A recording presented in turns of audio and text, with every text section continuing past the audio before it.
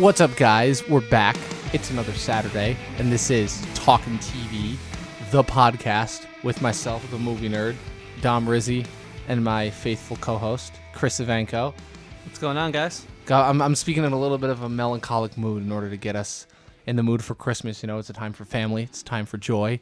It's time for feeling just relaxed overall. And Chris, we also have a guest with us today, another guest after last week's smash hit Marriage Story episode.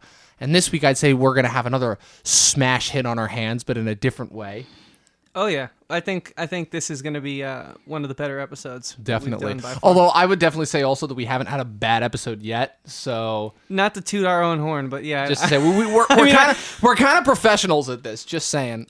Just to be a little candid here, there was no way I could disagree with that, speaking to the audience right now, because obviously I have to say it's good, but I have been enjoying the show so far. And Pat, I hope you enjoy being with us here today. Why don't you introduce yourself? I was about to say, does that serve as Pat's introduction? Yeah, Pat wanted to. Yeah, so this is Pat. We go way back with Pat. He was actually like a professor of ours at film school. Still is. Thank God. Of ours. He still is a professor of ours. Because we're always learning stuff from him. True. And today we're going to learn a lot by talking about... Pat, you had a little intro for this? I'll let you introduce it. Well, I just kind of, you invited me to, go out there and watch Black Christmas, and hey, come to a podcast afterwards. Yeah. And what you failed to tell me was that this was actually going to be an episode of Dominic and Chris's podcast, Mansplaining with the Best of Them. Because that's what we do here. We mansplain. It's three guys talking about a clearly strong women movie. Yeah, feminist style storyline about burning down the institutions that hold them back. And now we got to explain what's right and wrong about this film. So this is the mansplaining episode. This is already our best episode yet. Just saying. I think the special edition, Mansplain edition, right? All right, man. Hey, those are your words, not mine.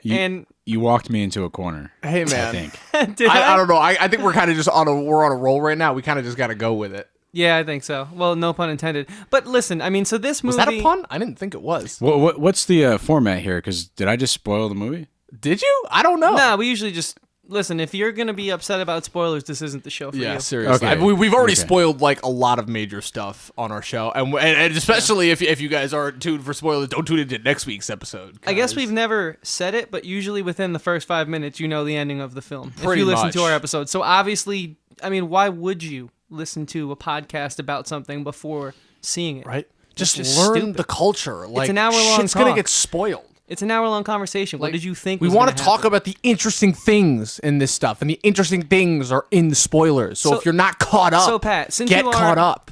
Exactly. Since you are new here, basically the whole point of this show for Dom and I was a mission to still be able to think about film critically and analytically outside of film school, because obviously our paths have taken us different ways, and we're not in school anymore, but it was a very special time in our lives, and so we just wanted to be able to keep those muscles going as best we can.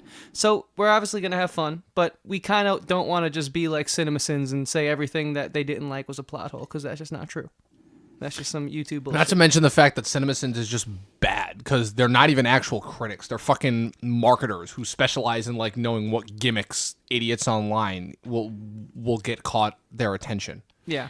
So it seems like, let me get this right. So you just explained to me that you kind of lost something and that you're trying to kind of reclaim it a little bit. Does this sound like a certain group of villains from Black Christmas, particularly the male frat boys? They've lost their manhood and their position of prominence, and they have to get it back by killing the women before they become too strong and independent. Yeah, so you guys lost your, film school credits. You're not in school anymore, and now you're trying to gain it back by this podcast. We lost our film school credit. And I gotta say, that was a next level segue. There's that seat's always here.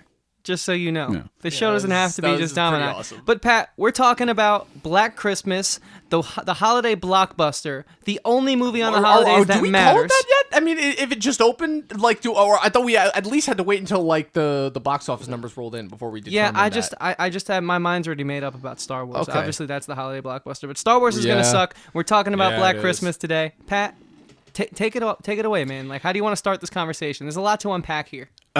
I think this movie is something of a surprise because, every other Black Christmas film that I've seen, and trust me, there's a couple of them, is just literally dudes kill women. No story other than that. And I will say that they decide to add a political message that your typical slasher of just dudes killing women might be like outdated. We might need to upgrade our horror movies a little bit to actually be a little more equal. Okay. So you're saying that this movie provided an opportunity. Yeah, it's totally different from like Sleepaway Camp. The numerous sororities or women who are just dressed in their night gear and getting slaughtered. So this is I don't think there is a single sex scene in this movie. I think they keep it out of the bedroom. They there's a lot of scenes that get stopped from happening.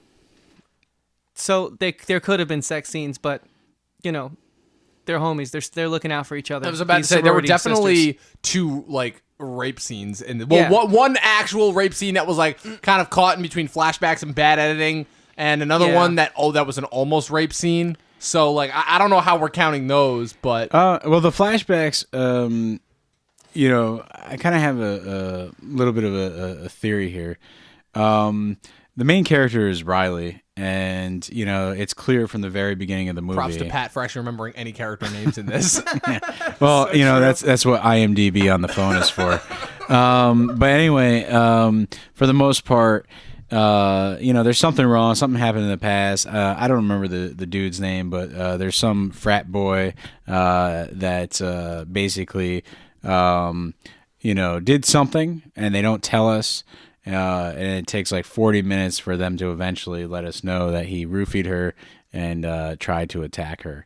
And then it's never really resolved if it was, probably like in real life, it's like she just doesn't know how far it went, but she knew it happened. And, this is sort of a central crux of her character because it's torn her down. It's made her someone that really is not participating in college life the way that she should. And her friends, the sorority sisters, really spend a lot of the movie trying to motivate her to get her groove back. And for the most part, I think this is a pretty decent character motivation, except for one thing here. We get a sense of her history. She doesn't seem to be like really that badass presence on campus. For the most part, there's this whole story about the founder of Hawthorne College and the bust, and how her friend Chris, I believe, basically it's Chris. Yeah, she basically did this whole protest to get the bus moved from the lobby of one of the buildings into one of the frat houses. And I think, now that I'm reflecting back, it would have made our main character, Riley, a stronger character if she was really the lead effort in moving that bust. Because then once this attack happened to her, it would bring up a lot of different thoughts about like, hey, because she did really well in protesting and kind of making change on the campus, this dude kind of targeted her, and that really kind of tore her down. And it would really make the guys even worse villains than they are in this film, because they really just kind of like retaliated against her for just speaking her mind. And I think then the rest of the film would have fell into place as it did, and the message would have been pretty kick-ass. So it's a little bit disappointing that we kind of lost something with them making her such a passive protagonist, especially considering that all the chips were there for her to be the badass active protagonist that she should have been by the end. So rather than having to resort to the army of fellow strong women that came in and saved the day at the end. yeah, so I actually that was great. I agree with that. I think that there was one too many characters in the sense that I think if you got rid of either Chris or Riley and just combined those two characters, their meanings, then the movie is substantially better. So I think that is a fault. Yes, you have to have a sorority and there has to be a lot of characters, but I just think that there should have been a little more background extra type characters and a little less main cast because it was messy in my opinion. Yeah, you definitely needed that sense of like really understanding like the world, and I'd say that that's lacking. But I feel that comes from like most low budget efforts in this area. It's just a fact of it's ultimately at the end of the day you're going to be aware of the budgetary restraints. Like it's like what, like 3 settings in general, and I feel like that's just overall the sense that we get, and it feels like a situation where obviously it's very character focused, but it's also like, do we need this many characters, especially since a lot of them are just like repetitive types that we've seen a million times over again? Like, I've like weirdly enough, like this is a weird comparison, but like watching last year's Truth or Dare, like that movie's awful, but at the very least, I'd say they do a good job of like really fleshing out like how all of those characters are kind of terrible in their own ways, and it kind of adds to the unintentional hilarity of that movie. Versus this movie, I just feel like all of the characters inside of like the 2 leads were just like. We're just like chopping blocks, just like there to be killed off. Yeah, and in regards to what you said about the setting, I mean, there's not much that really needs to be explained. It is college. We've seen college movies before. I just think that there could have been a little more set up in the way of there was really no show don't tell. They always kind of just said that he attempted to rape her, but there really wasn't any sort of no flashbacks, there was really no interaction around the whole thing aside from just the girls talking backstage and in their house. Like there was no male and female interaction of like the students on campus about like, did you hear that he raped her? Like there was nothing to paint the picture. We was just sort of thrust upon us, and that's like one of the crux of this character. You know what it felt like? It felt like a sense of like, this is like a really awesome movie with like actually like what could be a really interesting mythology in terms of how this school's founder kind of influences whole legacy of toxic masculinity, trapped and trying to get out of the basic like slasher formula that we've seen a million times before. Right. That's what this feels like. It was an interesting territory to explore. I just think that there wasn't enough time spent on the setup, which really, I think, made the first hour and like 20 of this movie kind of hard to get through, aside from the fact that it was so funny. You know? I will say that in terms of like the plot, you know, it's like Hawthorne, the founder, you know, basically was into the dark arts and had some spooky quote that got defense people against the dark arts teacher. Maybe who knows? Like our defense against the or in this case, the dark arts teacher. Yeah, I was gonna say the defense against the dark white male ego, or something like that. You know, very true. That's basically the picture that's painted. And then there's this secret frat house that is wearing Star Wars level. Secret. It's kind of like the biggest frat house like on the campus, right? Yeah, they all look like Anakin they all look like Anakin in that third prequel film. So I think this whole idea of like this school has its traditions and the kind of like male population, middle-aged male, kind of just entering the workforce male, just entering college male. They're all kind of colluding together to work, to hold these traditions. And then you have this sorority house that's coming in. They're tired of just being subjugated, and I think that's pretty clear that that's how they put it in the movie. And they kind of just want to, live life on equal terms.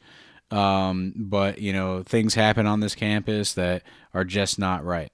Now, and then it kind of goes from there to this giant political message at the end that we can get into once we lay the groundwork. Mm-hmm. But I think they focus on this political message, and I think they do a really good job with all the setups and the payoffs. And I think that is a pretty cool achievement to be able to have a message and be clear about it. I don't think anyone left that theater not knowing what this movie was saying. Oh yeah, for sure. It slapped you in the face. Made it pretty obvious there, especially at the end. And but when we come back to some of the problems, it goes to I think what both of you have said. There's a bunch of characters. This is an ensemble cast, but the characters are there just to be killed. and then these death scenes happen so quick.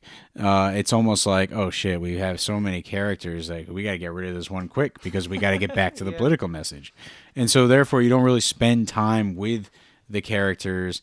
I think there's this one Jewish student. We get three scenes with her.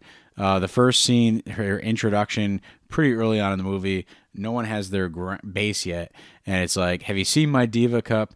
And we literally get to see her just stuff a tampon down her pants right there, and that's our introduction to the character. And so I think, that's a pretty bold introduction. It gets you right into the film. You're like, hey, this is not going to be that typical sorority sisters getting killed movie. Yeah, this is not your father's sorority sisters getting killed film. Yeah, this is a little progressive here. Totally. And that's totally cool. And then it's like the next scene that we have her in, it's like, hey, I'm leaving, and guess what? Every single other person that left and said that is getting killed the next shot. And then basically she gets killed the next shot. And it's like they showed her like frozen body as like a B-roll to segue from one scene to the next later on. And it's like, well, this character was sort of an interesting character or an interesting idea that just really we didn't get to spend quality time with. It was just like, let's hit the audience hard, with her presence, and then that's all we need. And I personally felt you need a little more development across the board with some of these characters. Yeah, I think there was more characters that I felt were not fleshed out than were. I can just name a bunch. Her, the professor, who's supposed to be the big bad. I mean, and he gets like one scene where he's introduced, and then he doesn't come in again until the last third. Where I'm like, wow. Yeah, and I actually definitely was not going to be the big bad this whole time. Totally not predictable. Right, and I actually didn't mind his performance. But we just didn't get Carrie enough Elwes, of it. Because Carrie Elwes is the man. Has Carrie Elwes ever disappointed in any movie ever? I just try to see everything as its own entity, but I know what you're saying. Yes, I agree. He is solid, but I just wanted more of that. I also think that, Brian, okay, I heard his name a bunch. Really know nothing about him. They all looked the same, by the way. I mean, terrible casting. Unless that maybe was the point. Maybe that was the point, right? All white men are the same or something. But they really just looked like Attack of the Clones.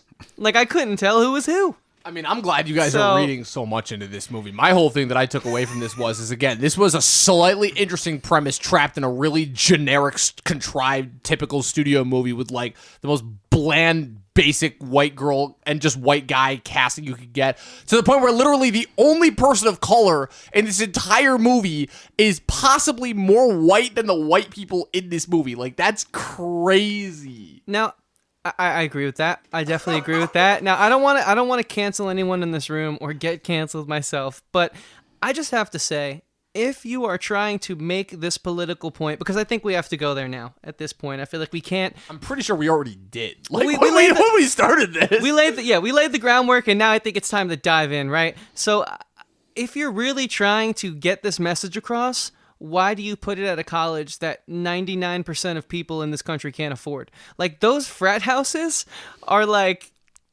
anyone's best case retirement home. Like, if you do a good job in your career, you'll end up in a house that nice. Like, there's just like, you know what I'm trying to say? Like, I think it was the wrong sort of school to... Well, I think it goes with the part of the visual metaphor, which is like this kind of lavish university. It's an institution, that's well established. And legitimately, the end of the movie... the solution to the problem is to lock all the frat boys in a room and burn down the frat house. And so... Literally destroying the old establishment in order to make way for the new one. Exactly. Using a very old world technique in order to supposedly bring about the new just social justice. All things are equal and perfect world.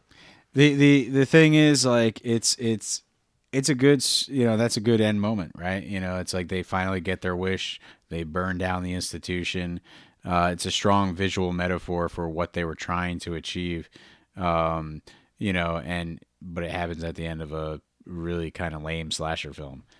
Yeah, definitely pretty lame. But I mean, you guys still don't convince me that like the setting was the ideal setting. To me, it sort of was like just counterproductive to every political thing that maybe they were trying. They obviously felt passionate about to write a whole film about it, but like it just felt like it defeated the purpose. Because if this really is about equality, why would it be at one of the most prestigious schools that, you know, like I said, 99% of people will never be able to get into or even see, like it's the funny inside that of. it's funny that you mentioned that, because about saying that this setting isn't necessarily the most opportune setting, because I actually weirdly enough think that this setting is like, I don't think there's any other place that this possibly could have happened in terms of like just wanting to get across this story, in terms of like how do you step up the typical generic teen slasher as you were talking about, and also bring in some more like social justice themes that you want to talk about. Have it take place at a college. Fucking, it doesn't matter like where it is, but like colleges tend to be like the setting for like the most amount of like social justice like complaints of like, and for in terms of like reform. And yeah, like I feel like the college is probably a college campus is probably like the best place. And it's not even the first time that we've seen this.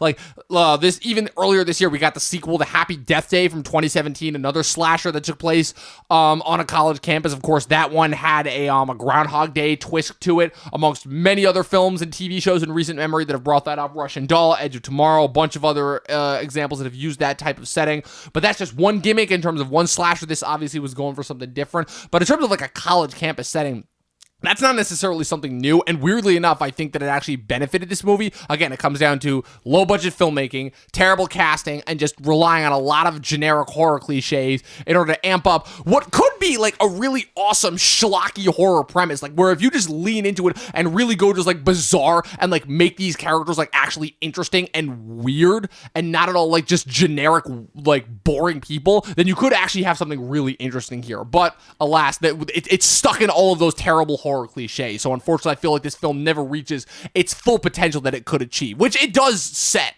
like some actually really cool places that it could go to. Yeah, see, that's the thing. I wasn't not invested.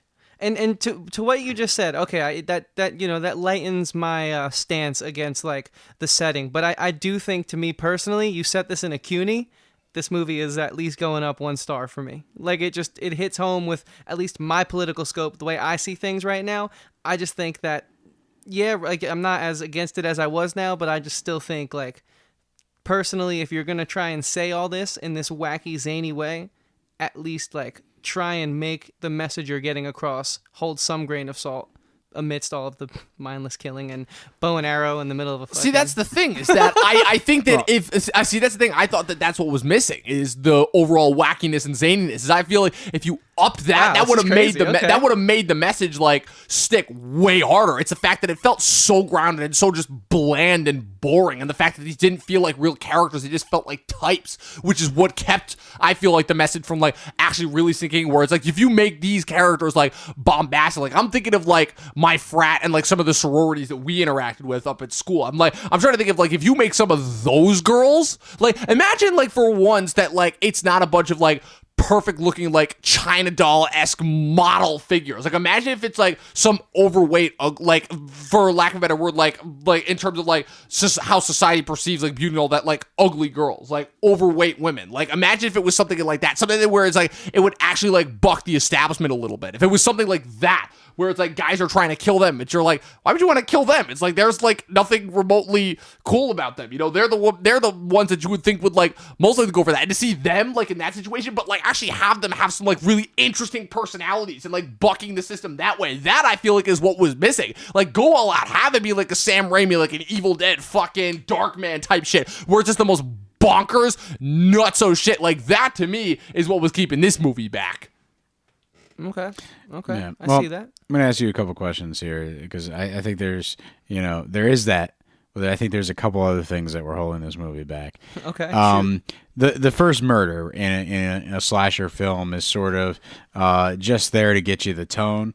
Introduce like what kind of dark stalker is in the midst, and really just inform you that, hey, or remind you, if you didn't know from the trailer, that this was going to be a slasher. And so one of the friends gets a text message It's like, hey, I'm just gonna walk to the parking lot because I got to drive home for Christmas break. She's walking around. She gets these strange, what we find out later are not text messages. They're actually DMs, direct messages. They explain that to us. They boomered in this film. Yeah. So they literally dropped an okay boomer in this film. It's good. It's okay because I'm mansplaining now. What but are like DMs? they Direct explain to messages? me. Yeah, they mansplained to an okay boomer. Whatever. So we got it. We know what direct messages are now. Because of this film, but thanks, Black Christmas. The main thing is, she gets attacked on the street of this college, and she runs from like house to house, and she's banging on the doors, and no one's there to help her. She kind of looks away from the door and is like, oh, where could this guy have gone? He's nowhere. And she takes 2 steps and he's hiding behind the snowman that's right there. She trips over the snowman and can't fight back anymore because snow hurts, I guess.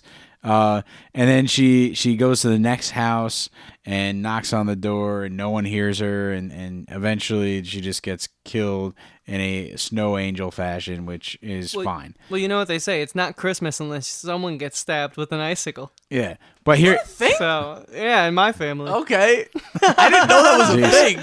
For me, that's just kidding. See, the thing again is like I'm waiting for like something like ridiculous to happen, where it's like, yeah, he pulls an icicle off and he kills her with it, and that's hilarious in and of itself. Like that's a good horror setup. But like, bro, imagine if he had like been inside the snowman and he just pulled that shit out. And it's like like just this close up of his face. Like that's just hilarious. I think that would have been a little less. That would have been great. That would have been a little less serious, and exactly. I think this movie's all serious.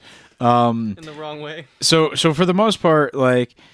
Just to finish my point is she made so much noise on that street, and like no one was there. And then they introduced the main characters, and they're at a coffee shop or something, and they like leave, or I forgot what it was, but the main character walks past that house, and there's these kids just rebuilding the snowman, and I'm like, okay, so the people that live at this house literally have children. So what? They weren't home that night. Literally last night, they weren't home, or they like took an Ambien and couldn't sleep, hear anything. The kids were just like, oh, the murderer broke our snowman, so let's just fix it. Let's not tell anybody. There was no babysitter. Maybe the parents went out to dinner. I'm sitting here like 30 minutes thinking, why this house have no situation? Maybe they went to the school caroling contest or something. I don't know. So I want to believe that the filmmakers were really pushed by the marketing team because they had to get this out on Friday the 13th of December. And the stars aligned this year because I want to believe that they're like, wait, we need to reshoot a lot of this because we set the tone that this is a college town and everyone is pretty much away except for the orphans, who are the ones who don't go home to their family over the break. So that's why they didn't answer the door. But then 10 minutes later, they completely debunk that by having there be kids building the snowman. Okay. The other thing is talking about the world building. The main professor is like, we're going to teach you the classics of white men and I guess women. In this case, because he brings up an example of a woman who writes something about subjugating women, and he's like, you know what? There's I can't really teach when there's a petition going around. And by the way, have a great winter break. It's like, you already taught the course, dude. It's over. The semester's gone. Like, you couldn't teach. It's just, like... I feel like a lot of these problems so far are coming down to, again, it's something that I see a lot in these types of situations, which is trying to apply logic to a horror movie, which is already the first mistake. Because as I've found, that's usually... But besides the fact that that's usually the key to, like, debunking any movie, because movies are not supposed to be inherently logical in general, but horror movies are always the worst example, because it's always a situation, especially these types of horror movies, because it's always a situation of where, like, But we've talked about it like this numerous times. It's like every single fucking generic slasher movie where it's like, oh my god, they're falling down again. Oh my god, they're going off on their own again. It's like it's the same tropes over and over and over again. And people wonder why I don't like watching these types of movies, because it's probably the only situation where it's like people are consciously aware of the tropes and they complain about them every single time, yet they still watch them and they're always the same and they never change. Yeah. Okay, I see that point. And being someone who's watched like quite a bit of horror films in the past 2 years, I do have to say though, the genre is way more than just like the generic tropes nowadays though. Like there are a lot of people pushing the envelope. I agree with that. I agree with that 100%. Like there's been so many great examples. The Witch, Get Out, like all these awesome horror movies that have actually like pushed the envelope and put the emphasis on like interesting stories and characters and like actually doing something with it. So while I do agree with your point, I do think you have to like talk about films within the time that they were released. And so because of the envelope pushing we've seen in the horror film genre lately, I think it's a little harder to excuse things like that where the course is already wrapped up. It's your last class. You said have a winter break. That signifies finals have just happened. It's the class after finals that everyone hates going to, but you have to go to for attendance, right? Like, it's just inexcusable at this point. It's still a movie, and there's still continuity that needs to be established for the setting. Yeah, I was basically, it sounds like I'm nitpicking a lot of things, and to a certain degree I am. And it goes back to that point that we've made where it's like the world is just kind of glossed over. It's Hawthorne College. There's bad frat boys. And there's these, sorority sisters that are going to be victimized, and so it's sort of like that's it. That's the world building. The characters, are what are they actually learning? Are they all English majors, I guess, because they're learning the classics. No one seems to be interested in painting. No one seems to be interested in science. No one seems to be interested in anything but their Christmas potluck dinner. And I guess, it's winter break. But, there's no one taking winter classes. There's no, like, they're on a college. No one's, like, cramming. No one got their grade and said, yes, I got that A I wasn't expecting to get. Like, they're not doing college things really at all other than, like, the college Christmas party at the end of this season, where they don't talk about, like, oh, hey, that was a hard semester. That was I met my, future spouse. There's like nothing. They're not happened. Even concerned with hooking up.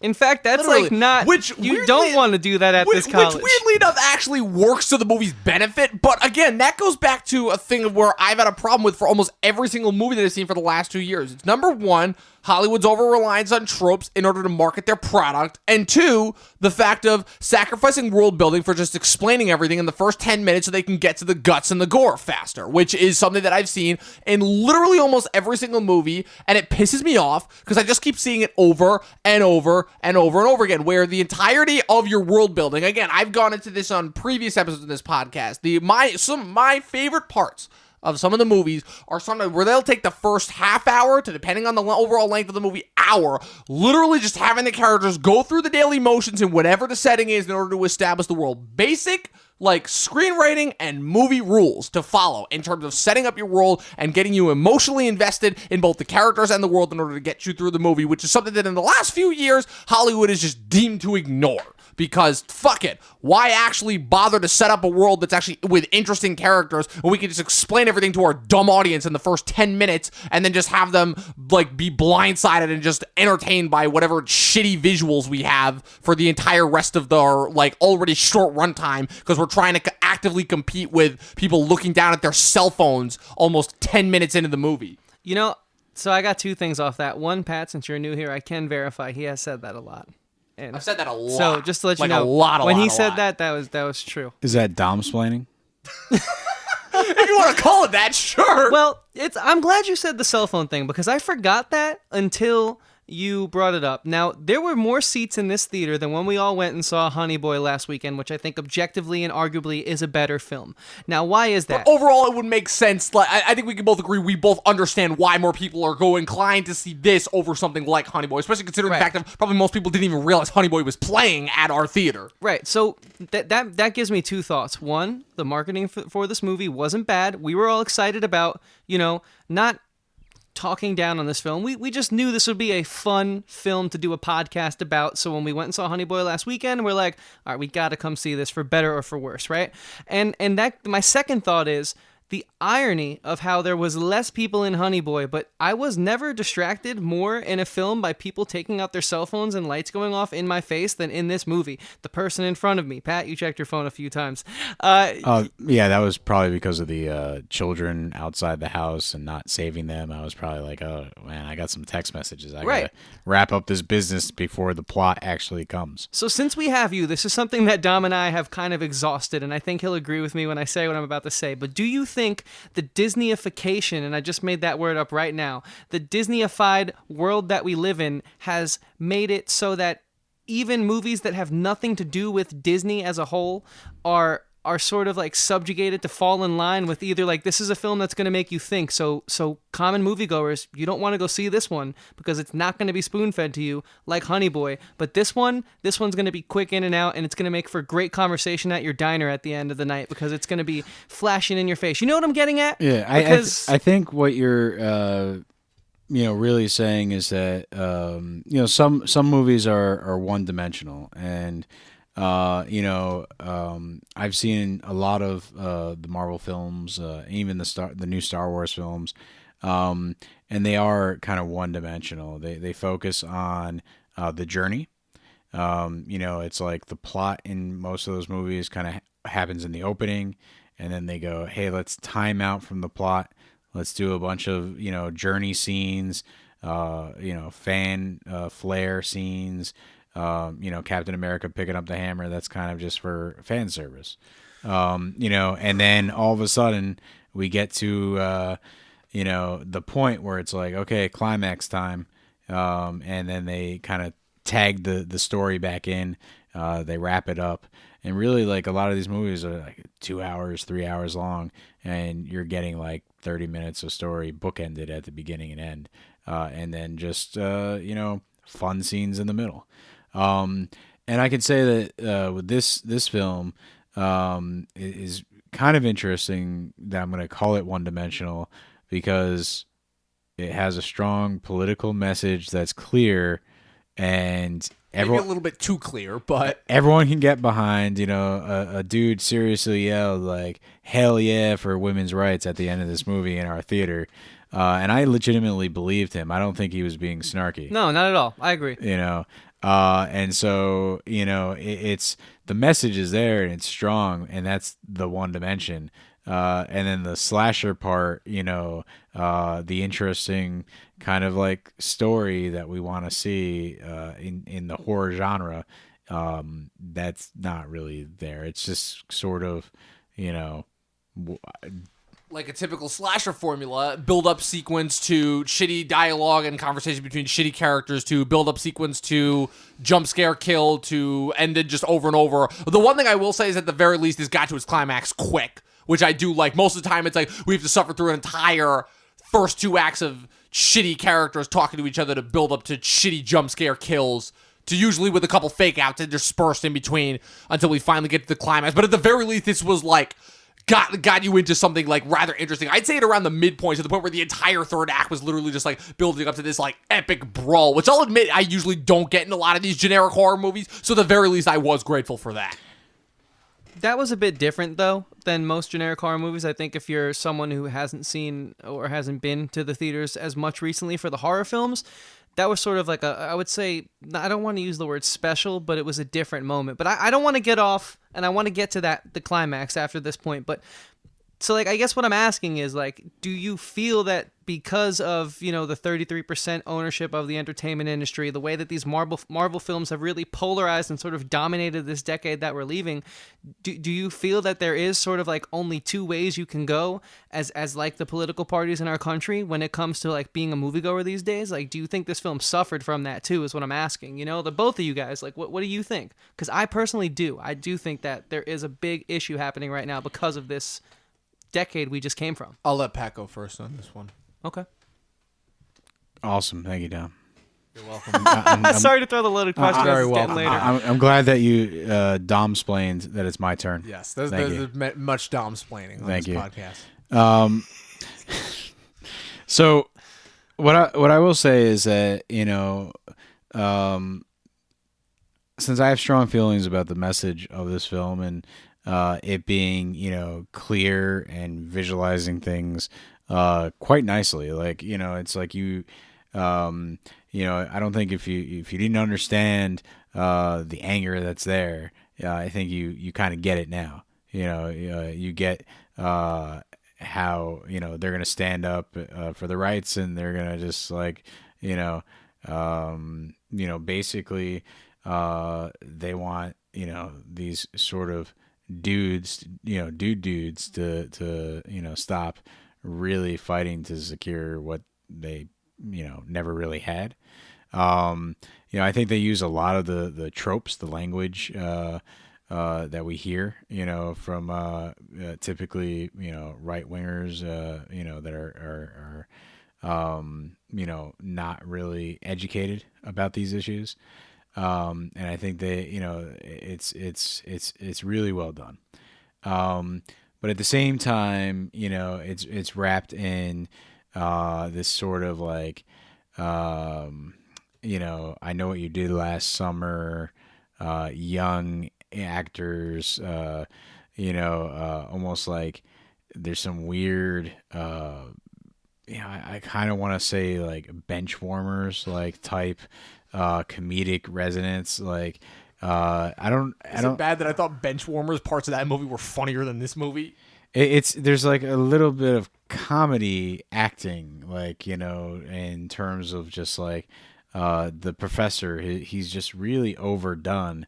And see, weirdly enough, I actually thought that he was probably the only one that was like even a little bit self-aware about the type of movie that he was in, and that's like what made his scenes much more bearable. But it's like, my question back to you is if you're going for an intelligent message and you're pretty clear about that, and then you're sort of doing these like kind of goofy things in the movie to get attention.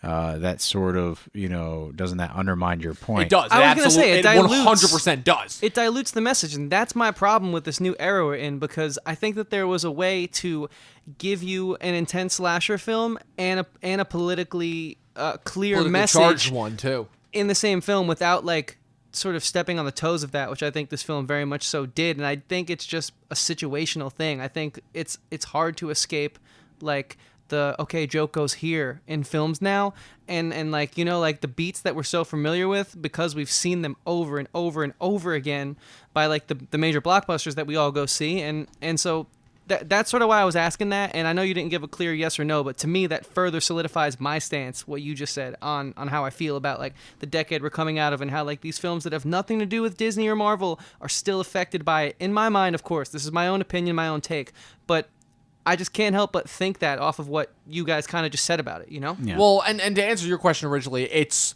a situation where, yes, Disney is largely to blame for kind of this like monetization of the overall industry, but I don't think it's solely on them. Like, it wasn't like, surprisingly enough, Disney, I would say, was like both active and passive in this. It was more so a situation of where they saw the area was ripe for the taking and they took their shot, and understandably so. They're arguably, especially now more so than in the last couple of years, the powerhouse film division in terms of like they make products that are guaranteed to elicit a certain emotional response from a specific generation, from a specific age group, and it kind of allowed them to take over an industry that was already oversaturated by a bunch of studios that largely controlled it, to the point where literally you had it, in addition addition to the rise of super advancing technology with the amount of how cell phones have changed in the last decade, and also a situation with stuff like Netflix that came out that really revolutionized and gave like not just new avenues of how to present your art, but also just new avenues in terms of accessibility, which is a large part of it,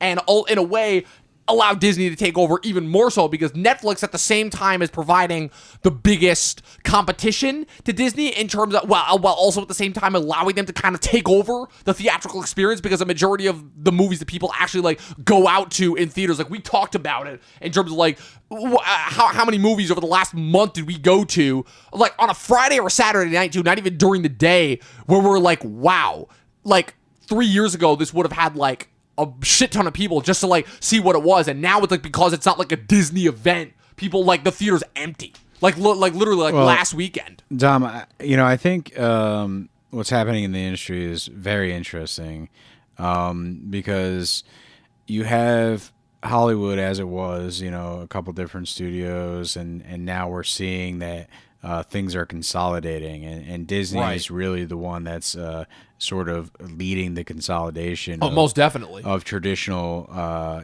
intellectual property, and I think that's because Hollywood needs to, consolidate these classics, the films that generations of people have loved and known, all the other IP, and they're consolidating it under one house.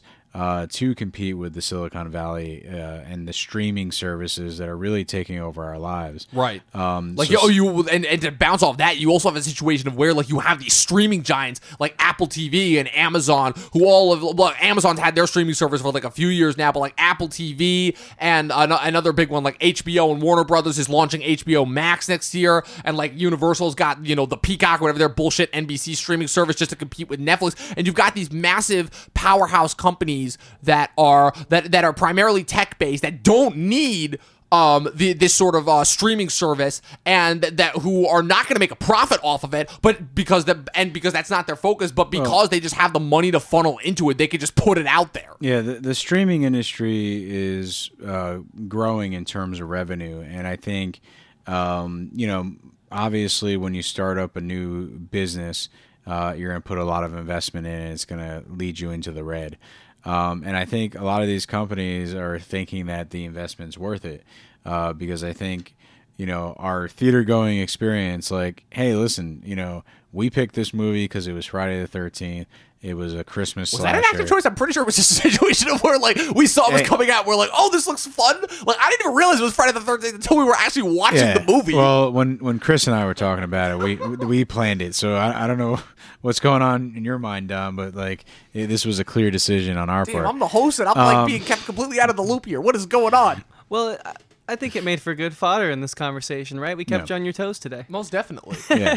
But it's an area that I'm largely unfamiliar with because I don't like horror movies. Well, you've done a great job with it, but thank you. Yeah, so I was, just saying that, the theater going experience, like, I still like going to the theater and watching it with a bunch of people that I know or people I don't know. The people that I don't know, like, I find it surprising in this film that two women looked like they were in their early 20s, just left probably an hour into an hour and a half movie.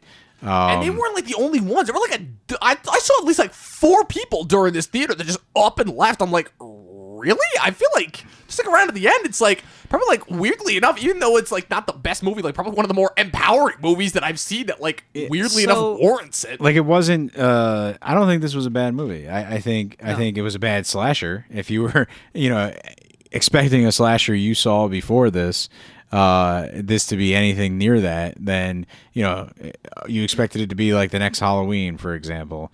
It wasn't going to be that. Oh, so that's the thing. Because I actually have a big chip on my shoulder because of the original Halloween. Because say what you will about that movie's technicals, but that movie started an entire, in my opinion, the worst genre of film there is. Like, I hate the slasher genre with such a burning passion. I don't know what words to use in order to properly quantify how much I hate the slasher genre. Well, like, hate it. We just found our Halloween episode for next year, so stick with us because we do plan on doing the show for quite some time now. But to just sort of center it back to Black Christmas, right? What I do have to say about the people leaving, and this is just one man's opinion, but honestly, I think, and maybe I'm projecting a bit here. Okay, I will project.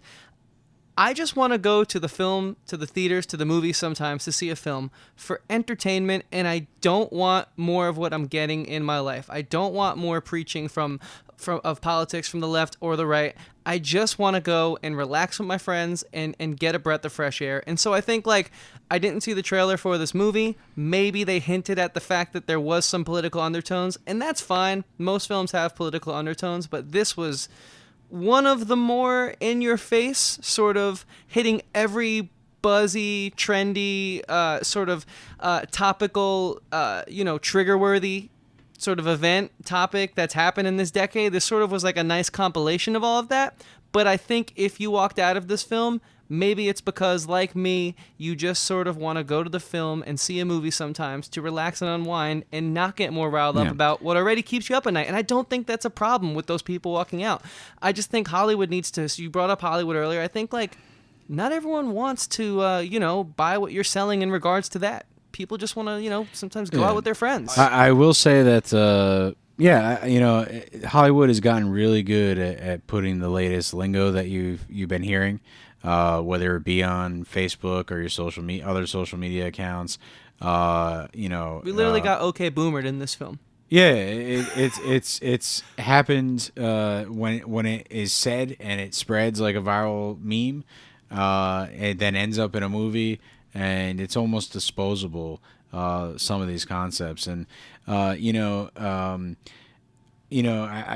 remember just like some movies that I saw, like the local art house in Rhinebeck, Upstate Films. And it's like, it's Great about, shout out, by the way. Yeah, it's about this movie. I can't remember the name, but it's just about like growing old and dealing with like your first spouse dying and you're with your second spouse, and you had to come to terms with like, this other person that's no longer a part of your current life, but was like a big part of your life, and just like the idea of like old friends and family like passing away, and it's like.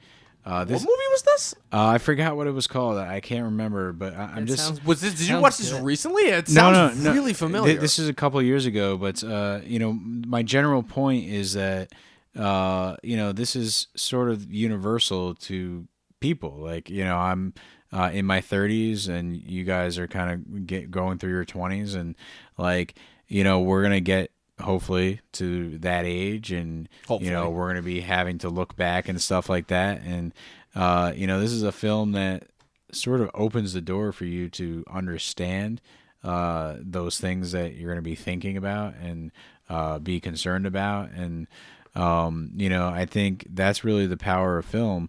And I can watch Black Christmas and I can be all for the latest movement, but doesn't that make it a little more disposable? It's not necessarily universal. It's like I like the messaging. I think it's really strong in its messaging. But at the same time, like it's like I guess I'm gonna go read a book and see what the trend continues to be.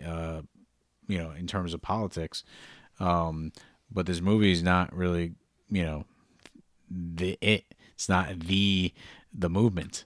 The movement's going to actually be, going to rallies and showing your support and, doing some academic research and actually looking into things and just overall just like educating yourself and like putting in the extra yard work in order to like actually find this stuff out. Like the one thing I will say is that at the very least, the one thing I can say is that in the age we live in, there is now no more excuse for people to like not know stuff. We literally have the source of like any information on the planet in our pocket. And the fact that there are still so many ignorant people just makes me laugh, but also like really sad. Because it's like, it's the whole thing that goes back to Kubrick and what he was doing with his movies, which is where, how is it that every bit of technology that we advance, it's supposed to advance us, always seems to set us like 15 steps back. And that's funny because I actually wanted to go to your point about in terms of like some people just want like sometimes just a breath of fresh air that's not going to make them focus on the method and plots of today.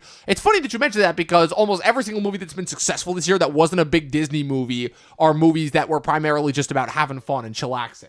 Yeah, and I this was a good year in regards to me as a moviegoer and what I like. Sort of the points I've addressed are obviously my opinion, and so yeah, I agree. Like what Once Upon a Time in Hollywood, for example. I mean, if there was political undertone, it didn't slap me in the face like this film, and I do think that was a great way you phrased it. Sort of, I could have said it in way less words if I just would have said that I don't like a disposable film. I like to be able, and that's not a pun.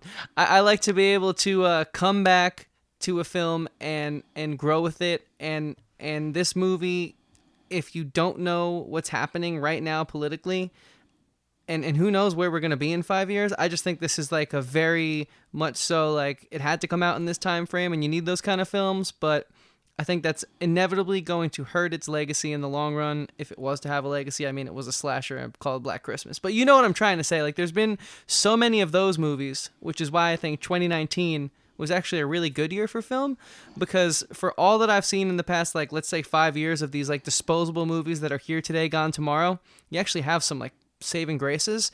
And I hope that in this new decade, we can sort of like return to form from all those classic films we were shown in film school and like that we all grew up loving, like Goodfellas and, Scarface, to name a few, like just movies that stand the test of time.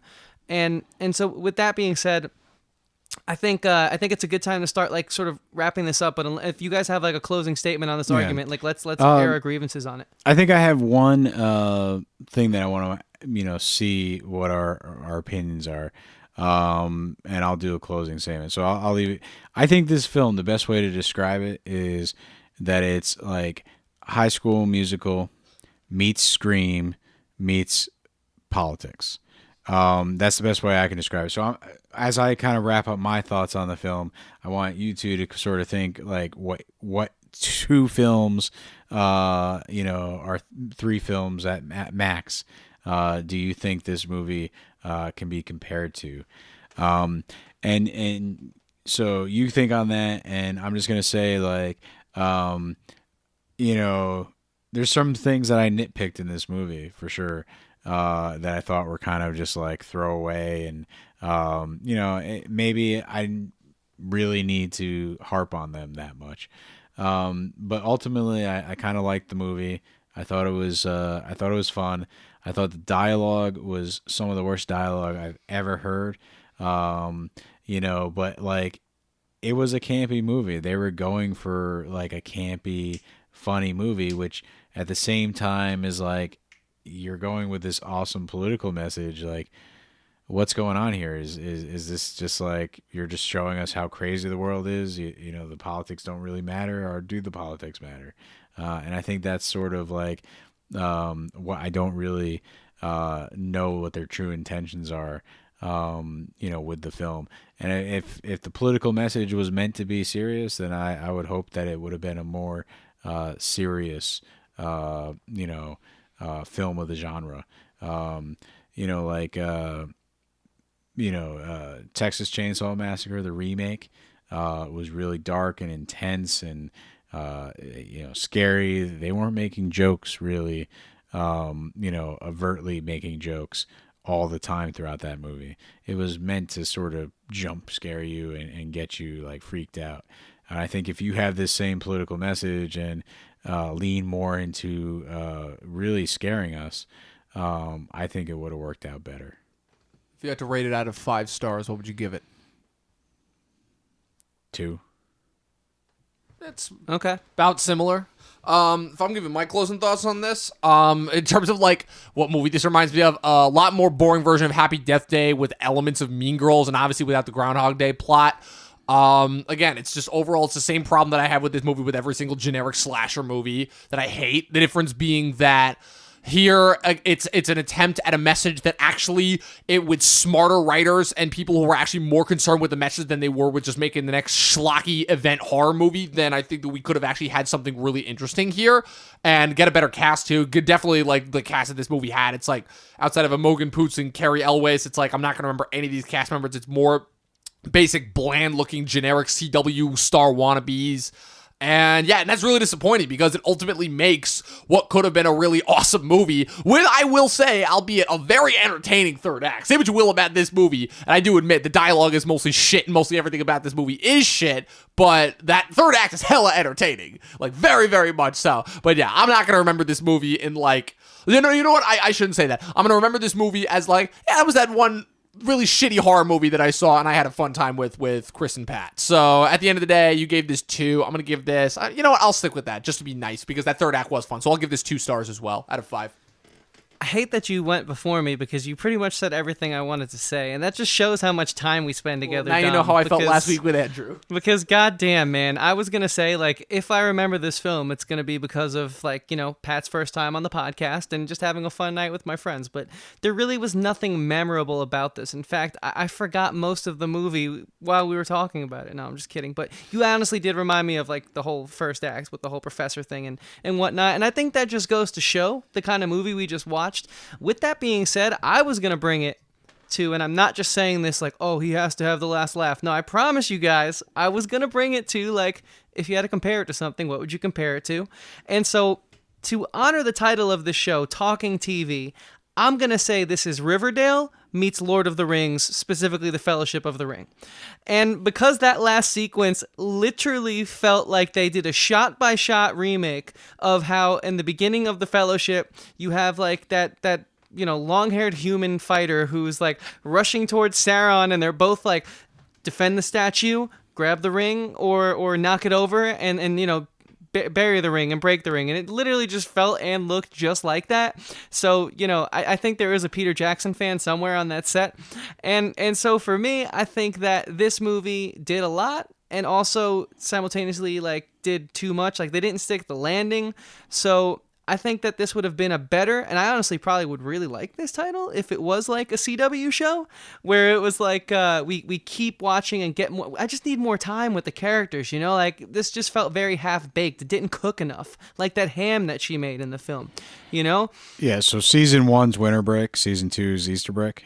Sure, whatever it has to be, because they obviously have to always, you know? And it's like the closing episode of season 2 is, this can't be happening again. Fade to black, right? And then, like, it's happening all over again. More like Scream Queens. But at the very least, Ryan Murphy knows how to make something that's schlocky garbage and still make it entertaining.